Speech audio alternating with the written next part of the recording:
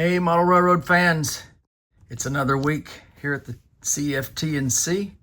I've been doing some work on this next structure, as I said I was going to be doing. This is the wall structures for the truck repair shop by Sierra West. And this is where I've gotten so far. Sierra West does such a great job of detailing all of these interior design structures. These are all stick built and board on board modeling, which I enjoy very much.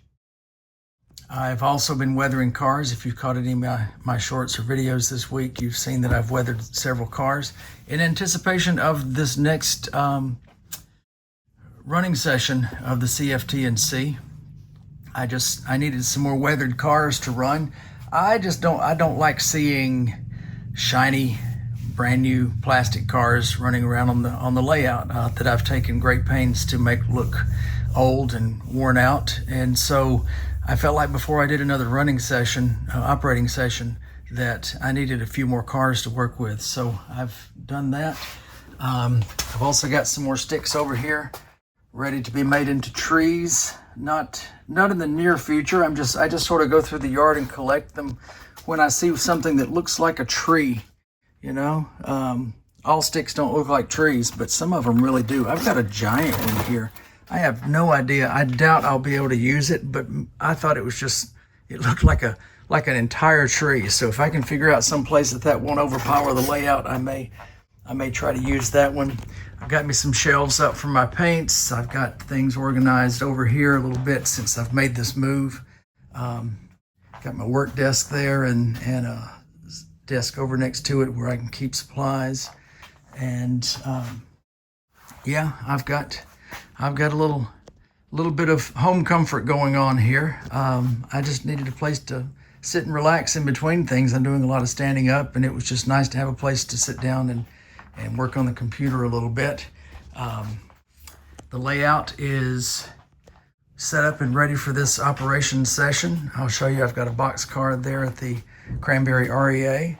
I've got a line of cars here in what is serving as staging right now. Sorry about that. I'm charging Rusty, and for some reason he just decided to come on. So, oh well.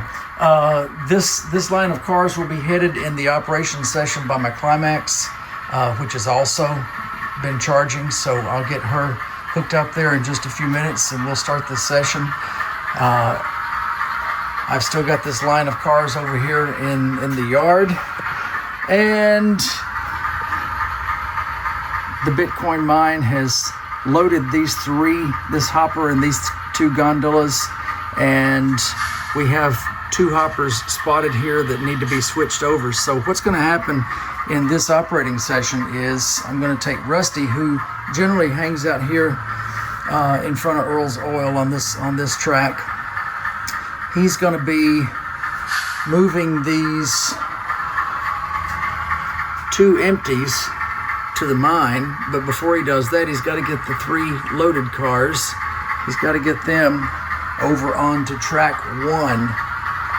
He's also got to get this box car onto track 1, because these 4 cars will be leaving on the Westbound Climax led train in just a few minutes. We'll be dropping off this flat car. We'll be dropping off this newly weathered tank car. And I think I'm going to hold on to those 2 box cars and see if I can leave out of here with a 6-car train. So we shall see. I'm going to do things a little bit different. I'm going to put the video camera back up here where I had it last time, but I didn't discover until too late last week that I could really edit this. If I go ahead and take a complete wide shot like this and get the entire layout, I can zoom in and out in the editing process. And I know last week this area down here didn't get into focus because I had it zoomed in just a little too tightly. So I'm gonna put my video up here and hit the widest shot that I can hit, and then we'll go into the editing phase, and I'll give you close-up shots of what's going on in the operations. I'm also going to try to stay out of the operations this time and kind of edit myself out and give you maybe more prototypical look at what a switching session looks like, minus the big giant person moving things around. So doing things a little differently, just experimenting. We'll see how it goes. But without any further ado, let's get into that operating session. All right, here we go. Operation session number 2. I'm going to start out with Rusty. Rusty's got a little yard work to do. He's got to head over to the track that runs parallel to the one that he's on now. He's going to pick up the gory and defeated boxcar, and he's going to drop it on the runaround track.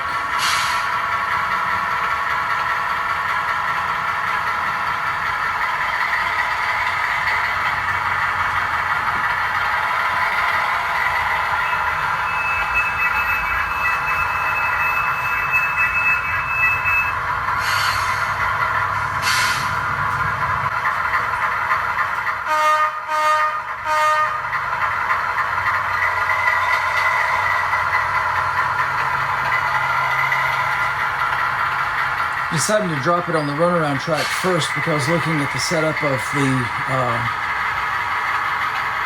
other cars that I'm going to be building this train from, they need to come in from the rear to save him from having to do an extra runaround.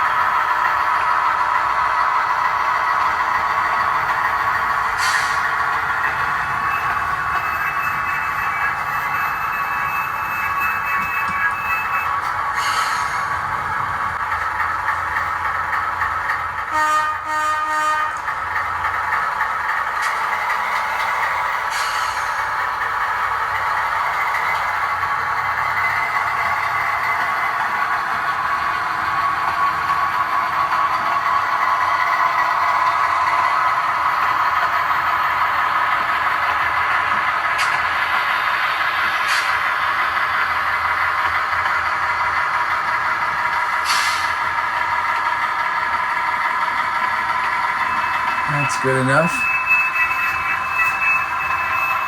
He just has to drop it behind the turnout there.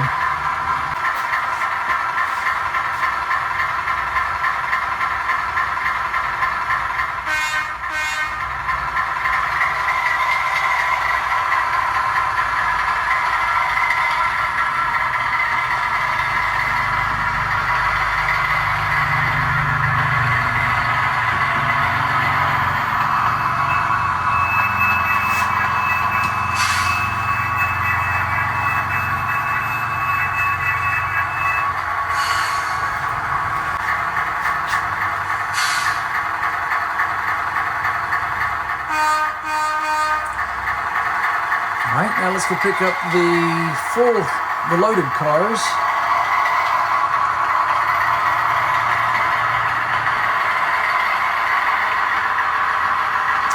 And that'll be the basic train that he's building.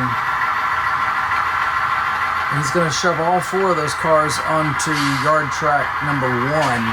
That's the reason I went ahead and put the boxcar there on that track, because as you can see, the track that he's on now, if he had left the boxcar on that one, it does not lead to yard track number 1.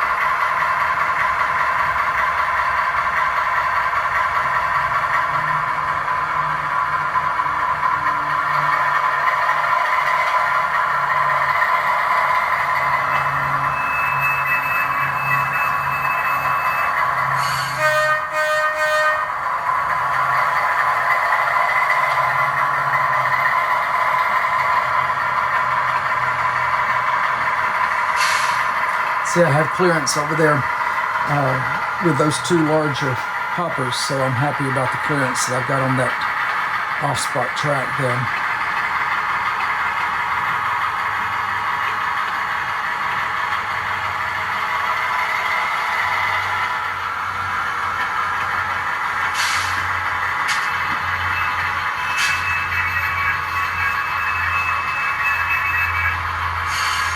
All right, because my westbound freight is already staged down there at the end, and that's as far as I can back it out, we're going to have to do a little double maneuver here. He's not going to be able to carry all three of those cars back far enough to clear the switch. So that's not a real world scenario, but it's a CFT&C model railroad scenario because that's as far back as my staging will allow me to go. So here we go. Let's disconnect.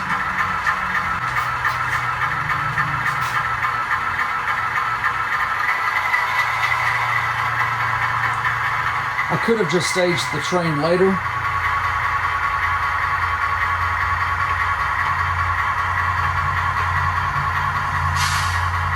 But why not? Let's just give ourselves another operational challenge here.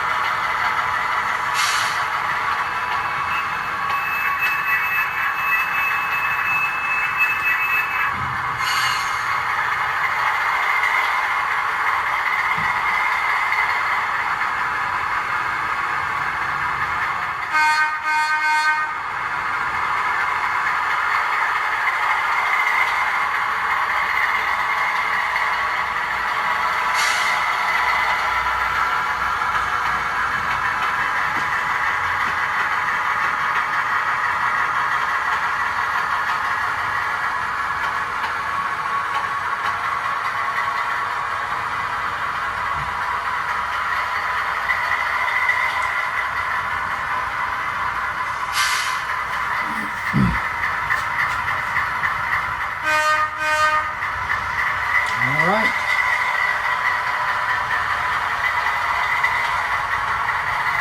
Let's put our four-car train into the yard in anticipation of the westbound freight that's going to be coming through in a little while to pick those up, as well as do just a little bit of work themselves.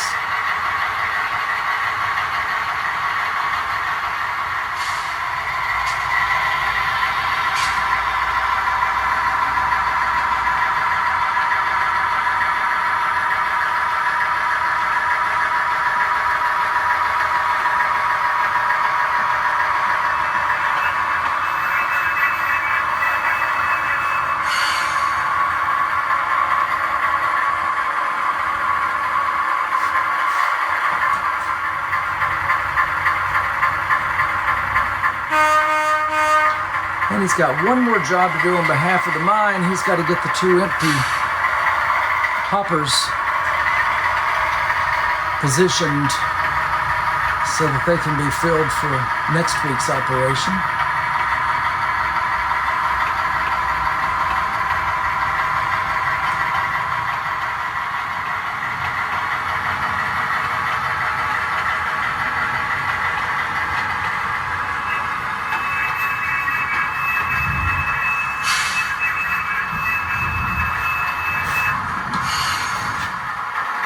Didn't quite clear the turnout. There we go.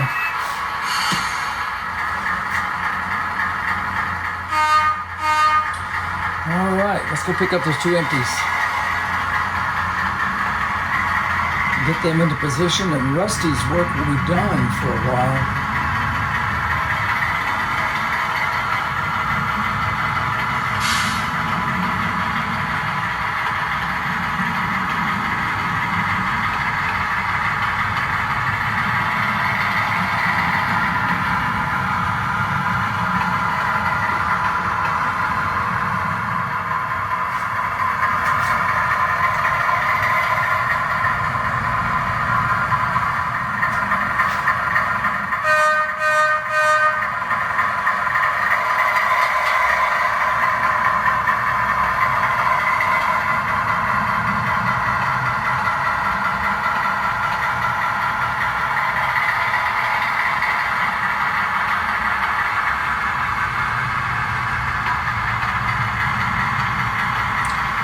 Need to make sure we've cleared that turnout with that second car.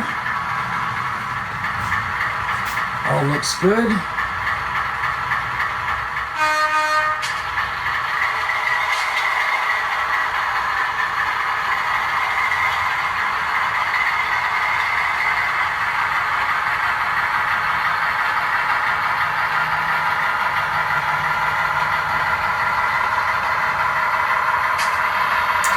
And we'll position the red car under the chutes.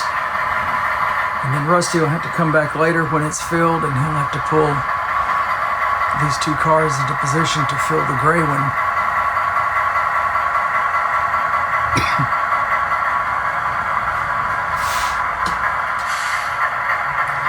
All right, all looks good. Rusty can go take a little break now.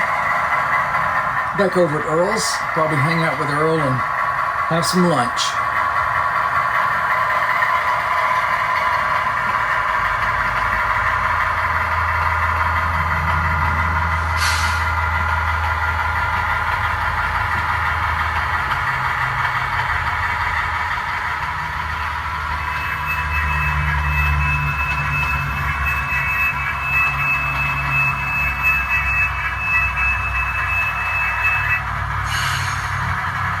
Let's get him all the way back in case we have to use that track for a little shuffling later on. All right, thanks, Rusty.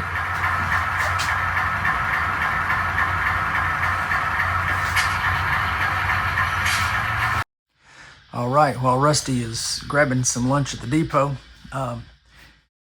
he did have to move his loco over a track because the train orders came in that this westbound freight is going to be dropping off a tank car at Earl's. So we had to get Rusty off of Earl's track and over to the REA. he's just gonna hang out and have some lunch. In the meantime, here comes the freight, moving east to west.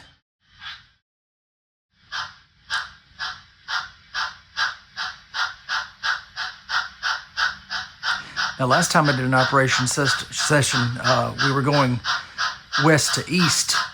Much easier operation to go west to east at Crypto Falls as far as cabooses go, because the caboose is already on the right end of the train to drop off. This time we're going to have to do a little runaround maneuver here to get the caboose to the caboose track. Shouldn't take terribly long, but it does add interest to the layout.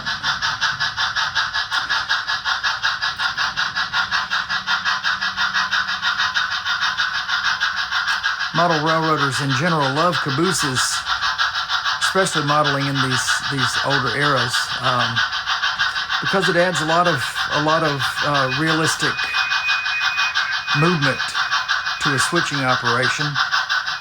Exactly the reason that the railroads did not favor cabooses. They did add a lot of logistics operations as well as manpower and other things that cost them money. So that's why we don't have cabooses today. But we're going to disconnect here. It looks like we may be taking on a little coal here at the coaling platform as we disconnect the caboose. Actually, we're going to disconnect the train from the loco so we can run around and grab that caboose. All right, a couple of warning toots, and we're off.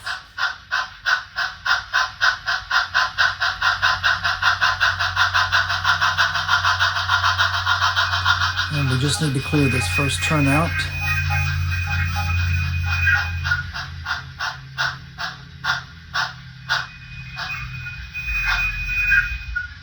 That's good.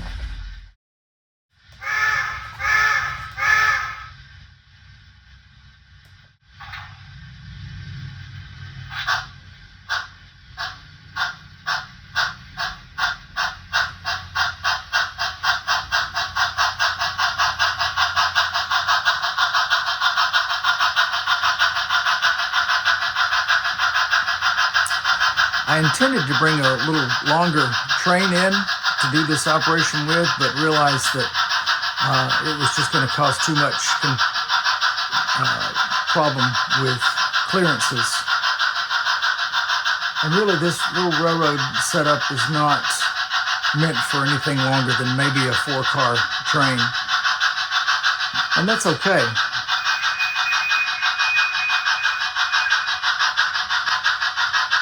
Because it's not really the amount of cars as it is just the switching possibilities that keep it enjoyable to me.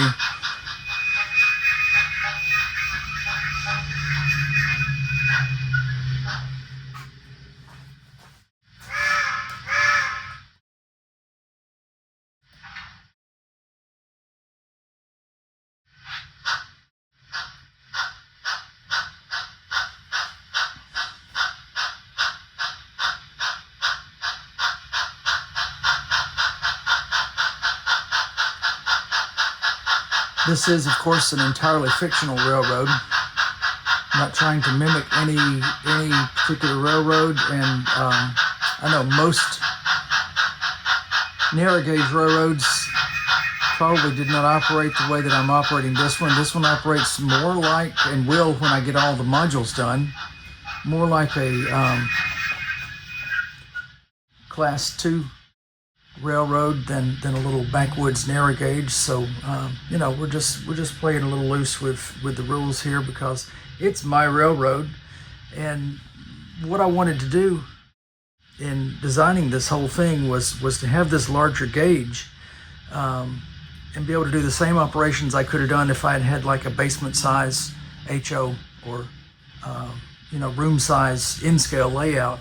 The same operational procedures and so forth, but I just have to keep the train short. And that's where the ON30 comes in really nicely, because, you know, in this era, trains were rather short. And so it all works. It all works out.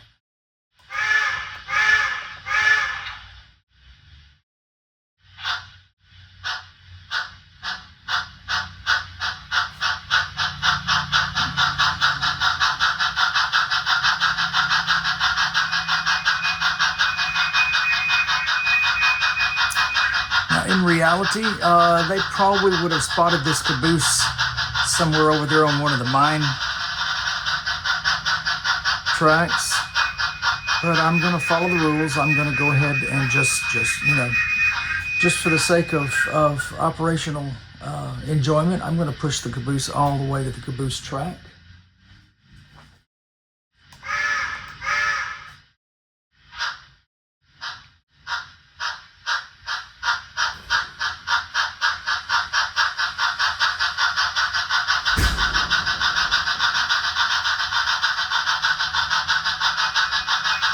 No, on second thought, they wouldn't have pushed the caboose into any of the mining sidings because we're about to have to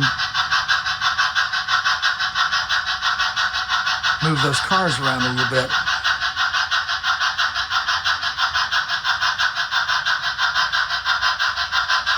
Nope, see, I'm getting ahead of myself. I'm overthinking. We've already moved the mine cars, so we could have used it, but we're going to do it this way anyway.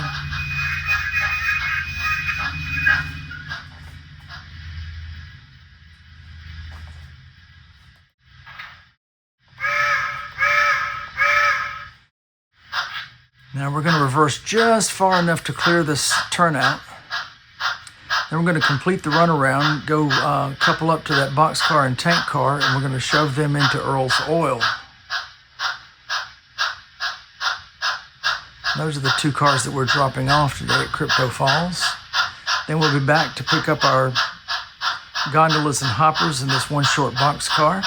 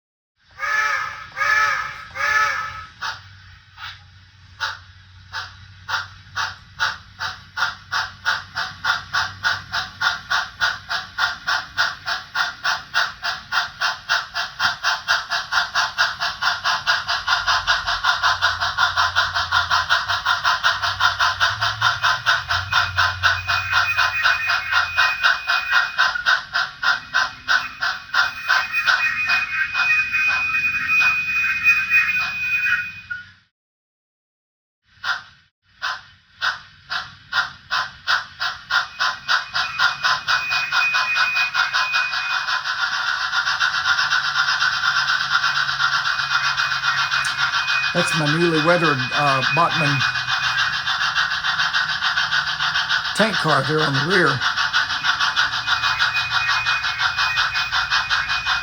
I uploaded a short the other day to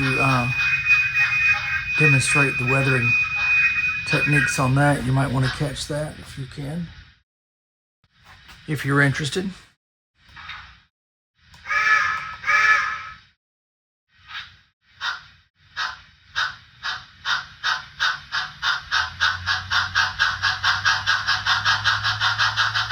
A little bit of a switching puzzle here. I didn't want everything to be so easy to do switching operations on. There are probably some ways that I could have made this a little easier, but puzzles is what makes it fun.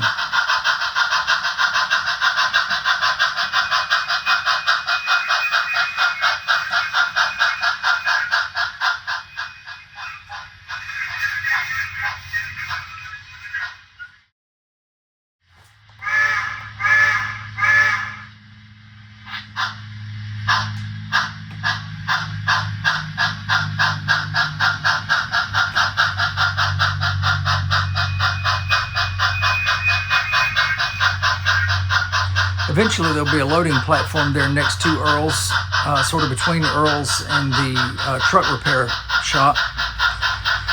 And they will occasionally receive boxcars and sometimes a flat car load.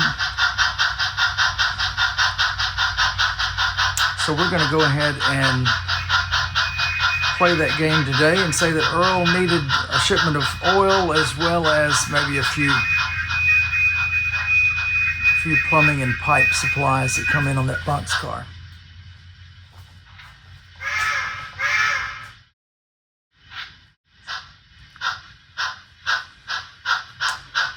All right, now we got to go through the little switching puzzle again, get back down here on this south runaround track. And we're going to pick up all 4 cars on yard track number 1.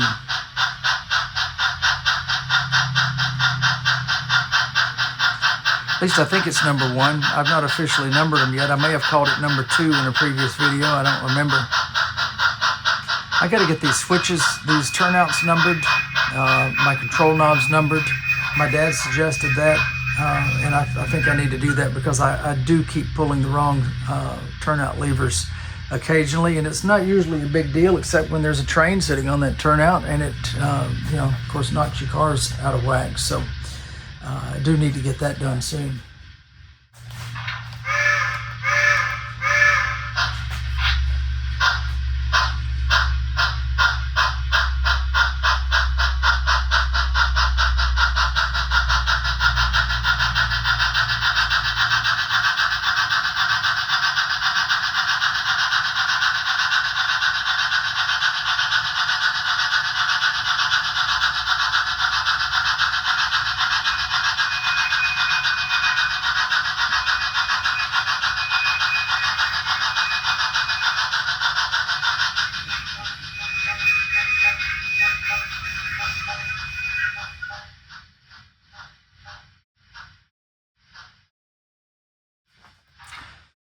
We got that turnout thrown. Here we go.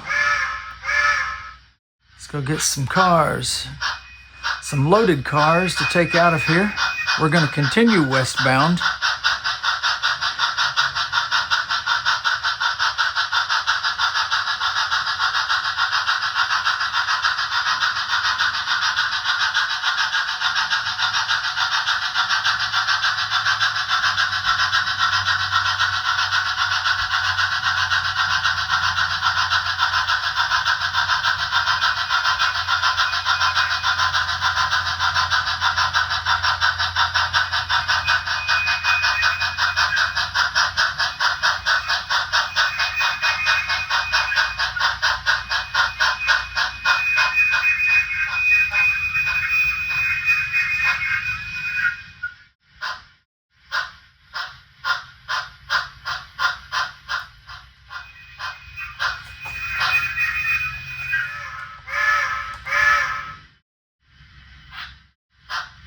All right, all coupled up and ready to run around.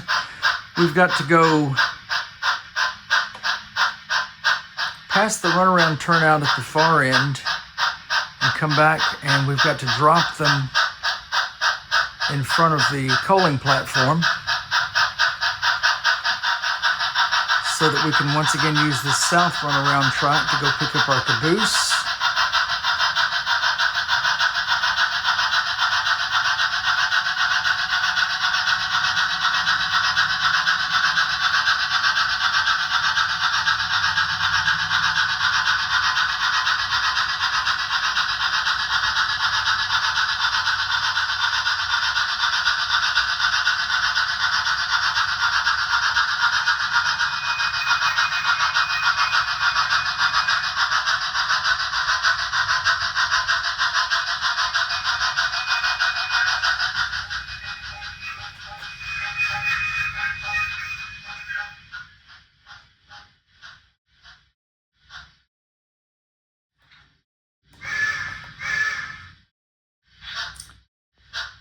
And do a 4-car shove onto the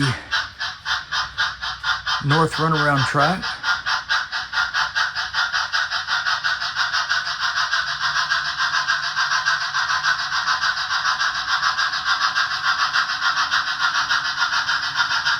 I'm not sure. I haven't decided yet if I'm going to call this one the main line or the one we were just on. Most likely the one we were just on will be the main line because it's the only way to access the south connection here to the next module in the eventuality that that module gets built and connected. All right, let's go get a caboose.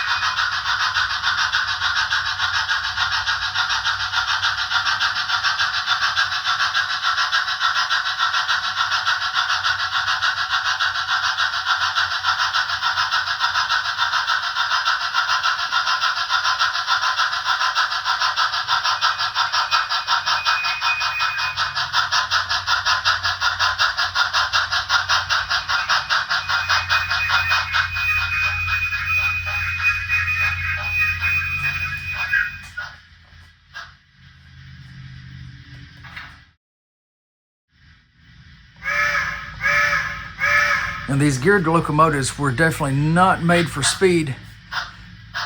And if this were real world, they wouldn't be using this loco to carry a westbound freight, most likely. I'm just trying to give all of my locomotives a little running time, try to get used to them. I'll show you. This is, I'll put it on full speed. This thing does not fly. This is absolute wide open throttle right here.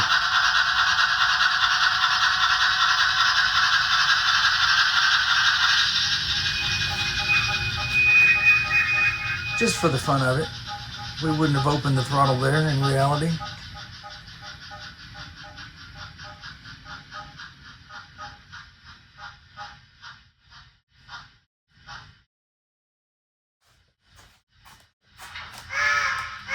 All right, let's get the caboose coupled to the rear of our train.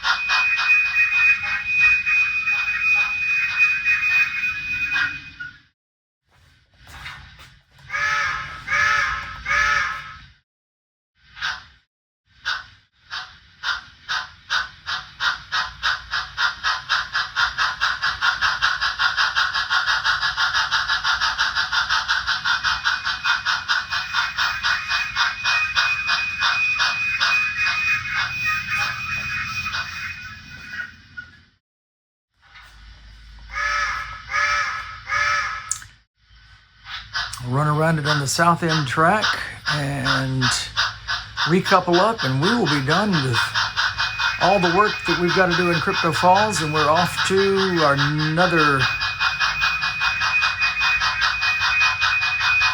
locality yet to be named and yet to be built.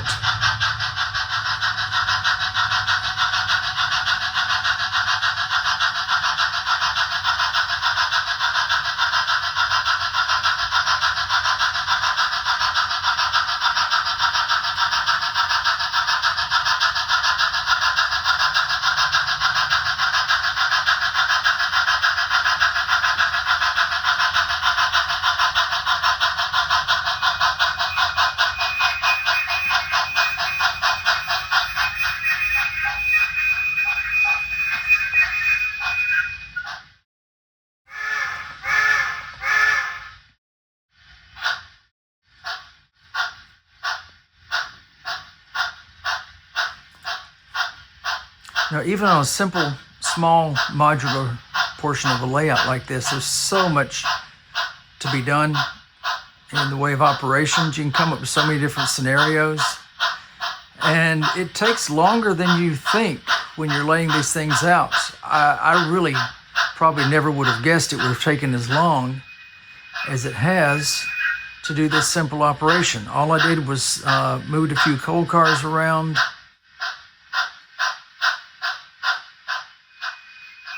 with Rusty. Got a train built, brought in a freight, dropped off 2 cars, picked up the coal loads, and now I'm headed out. And you know, I'm editing this video. I didn't edit the last one. I'm just trying to stay out of this one.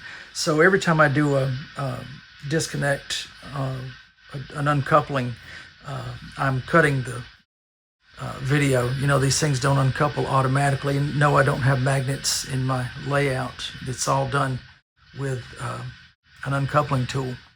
So just for brevity's sake, and just so I stop moving in and out of the video, I have purposefully edited out all the uncoupling. But having said that, I'm right now at almost 30 minutes just working this one train, and there was another 30 minutes in getting the coal loads moved around with Rusty earlier. So I've been at this for about an hour, and you know, I've just been in a 9-foot section of layout here. So I don't know what the final number will come out to when I get this totally edited down, but I imagine probably it's still going to be at least 30 minutes if I had to guess.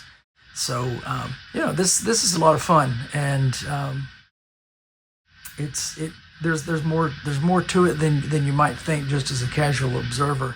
More to these scenarios and figuring out what goes where and how to get it there, and just doing the movements themselves takes some time, but you know, that's the fun. That's why we're doing it. All right, this is our last maneuver. If I'm coupled up, I'm not even going to cut the video here, not going to walk over there and do anything. I'm going to change directions on my loco here and hit the whistle, and we are going to be moving this load of freight out of Crypto Falls. If you like what you're seeing, if you enjoy operations, I'm going to try to do these videos rather regularly. Check back with me, and I may have a new one uploaded next week. Try to do this at least once a week, I guess. But it's been fun. That's as far as I can go before I run into the trees. Someday he'll be able to continue on, but that's going to finish it up for today. Hope you've enjoyed it. Like and subscribe if you have. I will see you next time. Happy railroading.